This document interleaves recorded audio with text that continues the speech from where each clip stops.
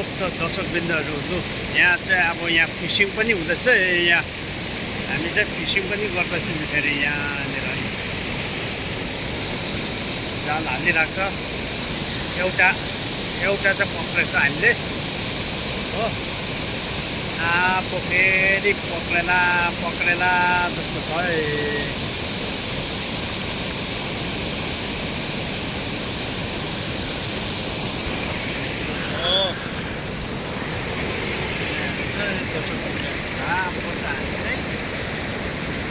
हामी चाहिँ के गर्दैछ भने यहाँ फिसिङ गर्दैछ फिसिङ अब माछा कतिवटा यो निकाल्छौँ बादमा हामी फोटो खिचेर राख्छौँ हवस् त दर्शकवृन्दहरू आजलाई बिदा चाहन्छु साथै